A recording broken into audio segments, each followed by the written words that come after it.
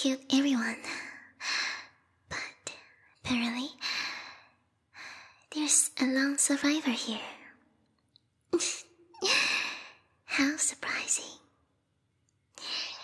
Still clinging to your fragile human life, are we? How quaint. I must say, good sir, you have quite a spirit about you. It's not every day I find myself in the company of a nobleman like you. Thought tonight has been far from ordinary. Wouldn't you agree?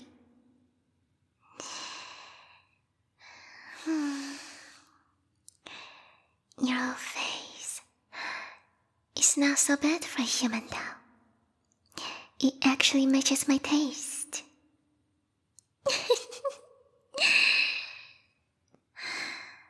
Forgive me, laughing in your current state is rather unladylike.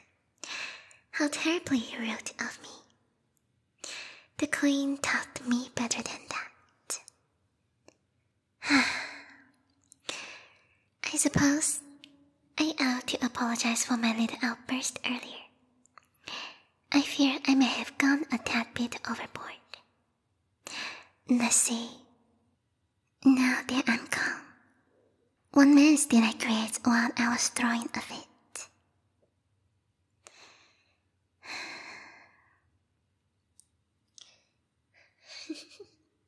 Oh my. Those poor humans didn't stand a chance, did they? Goodness, this is not good. Human noble blood and corpses everywhere. The Queen will surely scold me for this outburst of passion. Did I really do all this, human? So I did. But even so, how could I hold back my fury? That disgusting lowly human with the audacity to insult my queen, spouting nonsense such as causing riots within her lands. Then to make matters worse, the room clapped in approval of his remarks. Any loyal servant of Her Majesty would have reacted as I did. There's only one suitable punishment for mocking Her Majesty. Death. Sweet and agonizing death. Don't you agree?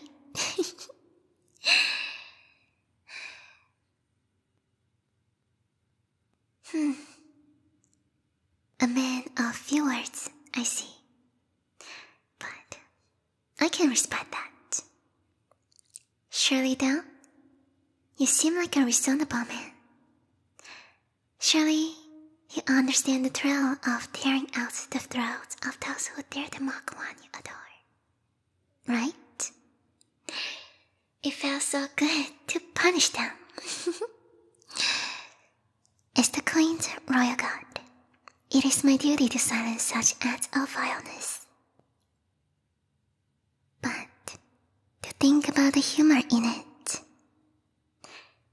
the way they prize themselves in their silk robes and jewels, wrapped in a fragile illusion of safety, wine spilling over golden goblets, acting as if they rule the world.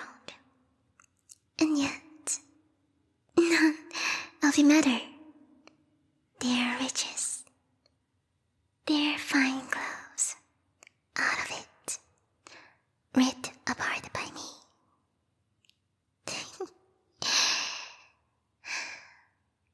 It's truly satisfying to cut such violence down. But still, the Queen will be most displeased with me. I was ordered only to spy today, and to inform her what the nobles were plotting. Do you think that maybe you can keep this our little secret, human? If you promise, I'll spare your life.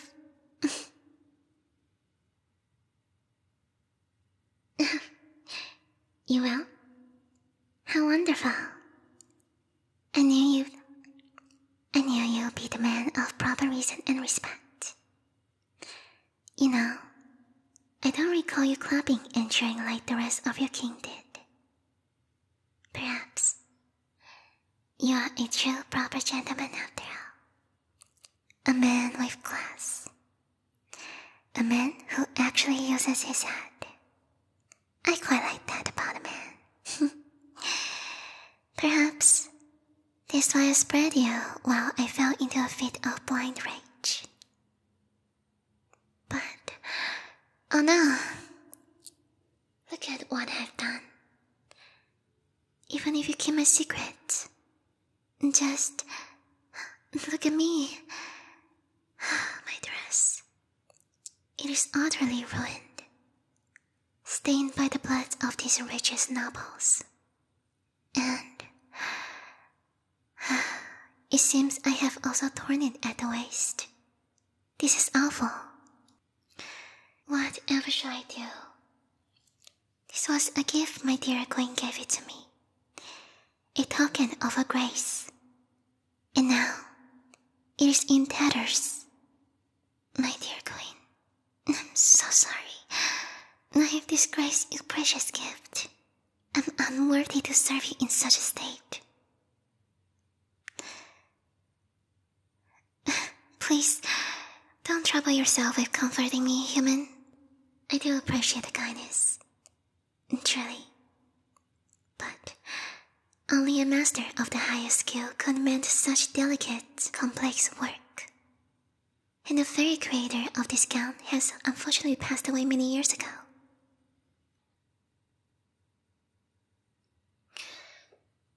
Wait, you're saying you could have my dress restored? As if new once more? Are you certain this impossible? You're telling me you come from a family of tailors and seamstresses. What splendid fortune this is tonight. But, are you sure? I have already been such a bother. How could I ever repay you? If you do exceptional work restoring this gown, I shall bring you and your family to my queen's castle. In fact, with my recommendation, you could be elevated to nobility under her royal banner. You'll live a life of wealth, while being allies with the queen herself. Isn't that a great idea?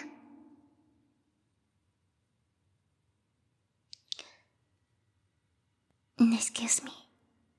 What do you mean you can't accept this reward? You decline such an honor? And may I ask why? Would you truly pass on the rare privilege of meeting the queen of all vampires, the rightful ruler of this very world? Oh, now I see. You're only offering to claim my dress out of fear. Around you. You believe I might kill you if you refused. To think I was charmed by you for a moment. Do not mistake me for a fool. I can see through your illusions of fake kindness. Your so-called kindness is nothing but a calculated ploy to save yourself, isn't it?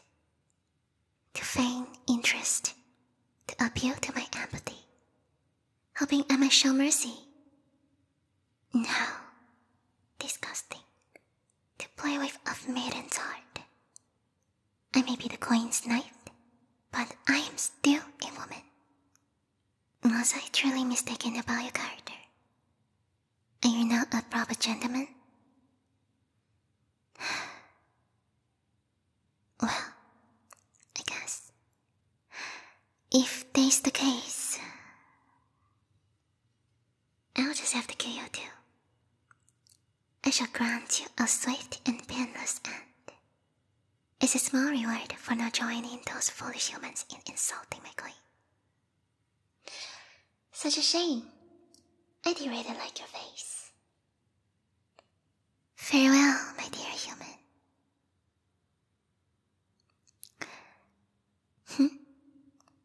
Why is it now?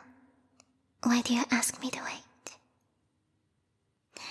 Well, I guess I can be a little bit hasty in making judgments. You don't seem to be the cocky type. Perhaps you do have a fair reason. And the Queen did teach me the importance of observing before acting. Goodness, to think I brought her sacred teachings. I apologize. You are all the right to speak. It's just, I'm rather passionate when it comes to defending Your Majesty's virtue. You see, it was Her Majesty who rescued me when I was a child, and I have remained by her side ever since. I find it utterly impossible to hold back my love when she's the topic of discussion. Thus, to dismiss the opportunity to meet her, a chance to encounter someone so extraordinary, strikes me as a grave insult. People should be clamoring for even fleeting glimpse of a divine presence. So, please explain yourself, human. You have this one chance to explain yourself. Do you really believe yourself to be too good to be my queen?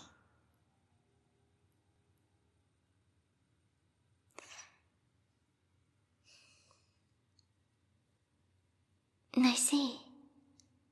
Your family is simply too old to relocate, you say? But you will happily represent your family interstate. So you're a gentleman after all. How noble. And why did you not mention this sooner? I nearly separated your charming head from your shoulders. Well, this is simply wonderful then. Once you repair my dress, I will arrange for you to visit my homeland with me right away. And if your skills aren't as good as you say they are, I'm sure you will find yourself and your family name taken to a new heights with the Queen's support.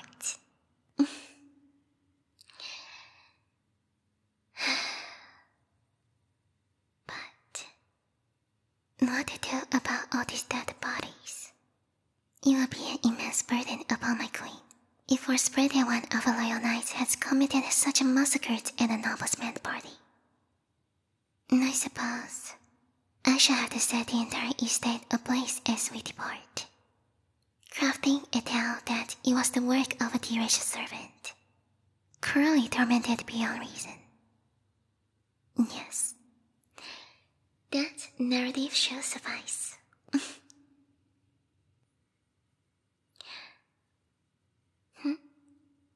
What's your question, human? Am I a vampire? What an odd question to ask so late into the conversation. No, not quite. While my kind may share certain similarities with vampires, we are something altogether different. Unlike vampires, I require neither blood to sustain myself, nor do I suffer from the rays of the sun. However, we lack the near limitless potential a vampire may have. We exist with a singular purpose: to serve and protect the royal vampire family. Do I ever get tired of my duties? Nonsense! Nothing pleases me more than to serve Her Majesty. But with a face like yours, perhaps I might find some other ways to amuse myself very soon. Now, human, kindly wait outside while I find a poor servant to frame and arrange a rather unfortunate fire in this beauty. Oh, and I have a second favor to ask for. You wouldn't mind also keeping this a little arrangement between us, would you, my dear human? Good. Also, don't think about running. I can just always use echolocation to find you if you do. Plus, you have a very alluring scent that is very noticeable. Now, off you go.